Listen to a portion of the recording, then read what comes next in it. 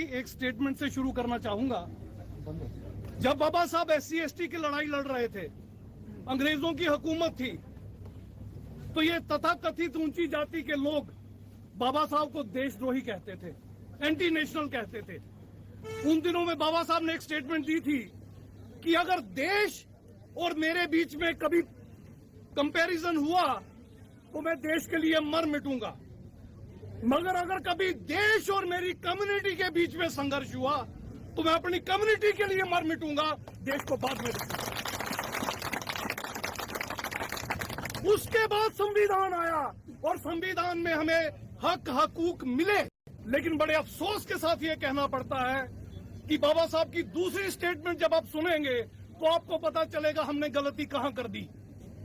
बाबा साहब ने कहा था संविधान कितना भी बढ़िया क्यों ना हो, मगर चलाक मक्कार और देशद्रोहियों के हाथ में लगेगा, अगर वो देश के ऊपर राज करेंगे तो संविधान सबसे बुरा साबित होगा। और अगर संविधान कोई बुरा भी क्यों ना हो, देश चलाने वाले लोग अगर देश के प्रति निष्ठावान, कर्मठ और देश के हित में काम करने वाले हो तो संविधान बढ़िया साबित होगा।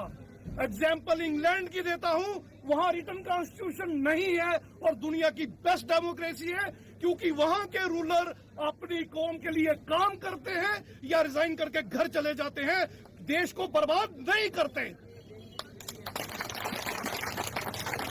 अब इस साजिश को आप समझ लीजिए, साजिश है क्या?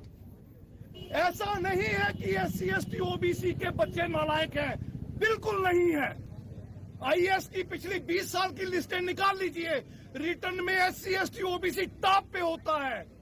250 नंबर होते हैं इंटरव्यू के, और इंटरव्यू के मेंबर जो होते हैं, इंटरव्यू लेने वाले, वो होते हैं अपर कास्ट के। 250 में से अपने वालों को देते हैं 200, 250, 240, और SC/ST OBC के कैंडिडेट्स को देते हैं 70, 80, 90। साथियों, IAS तो एक एक पॉइंट पे जाता है, एक एक नंबर पे जाता है, एक एक नंबर में हजारों स्टूडेंट रह जाते हैं। इस तरह से हमें पछाड़ा जाता है। तो रिजर्वेशन की जरूरत इसलिए हमें पड़ी। रिजर्वेशन में वो बाहर हो जाते हैं तो कंपटीशन हमारे बीच में हो जाता है। कम से कम जो भी निकलता है हमारे घर से निकलता है, ये हिस्सेदारी हमें मिलती है। अब साजिश क्या रची है GD शर्मा साहब ने? रिटायर्ड जस्टिस GD शर्मा साहब, जो RSS के इशारे पे, भाजपा के इशारे पे, हिंदुत्ववादी संगठनों के इशारे पे बैकवर्ड क्लासेस कमीशन की रिपोर्ट पे काम कर रहे थे, जिनको शायद अपना बेटा हाईकोर्ट जज बनवा रहा है कि उनकी क्या इंटरेस्ट है। उनकी साजिश को समझिए। अब वो SC/ST OBC तीनों वर्गों में अपर कास्ट को घुसेड़ रहे हैं।